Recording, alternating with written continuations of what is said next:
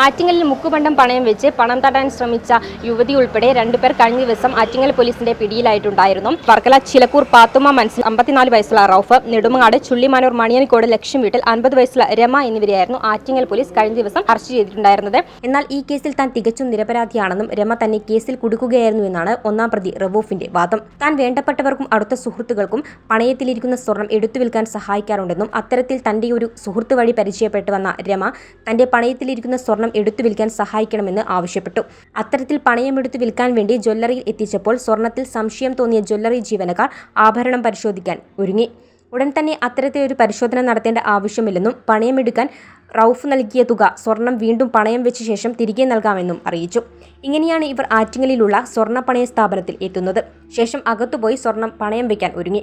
പണത്തിനായി കാത്തിരുന്ന അലിയുമ്മർ റൌഫ് പിന്നീട് കാണുന്നത് സ്ഥാപനത്തിന്റെ ഉടമയും ജീവനക്കാരും ചേർന്ന് രമയെ തടഞ്ഞുവച്ചിരിക്കുകയും റൌഫിന്റെ വാഹനത്തിന്റെ ചാവിയൂരി എടുത്തതും ആയിരുന്നു.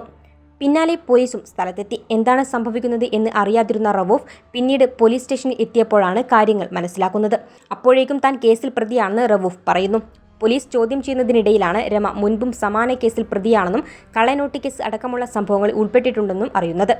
മുൻപ് ഒരു പെറ്റി കേസ് പോലും ഇല്ലാത്ത അലി ഉമർ റവൂഫ് രമയ്ക്കെതിരെ നിയമ നടപടികൾക്ക് ഒരുങ്ങുകയാണ്. ഇതിനോടൊപ്പം തന്നെ തന്റെ നിരപരാധിത്വം തെളിയിക്കണമെന്ന് അദ്ദേഹം പോലീസിന് നൽകിയ പരാതിയിലും പറയുന്നുണ്ട്. ക്യാമറമാൻ അനിൽകുമാറിനൊപ്പം അനശ്വര, വിസ്മയ ന്യൂസ്, ആറ്റിങ്ങൽ.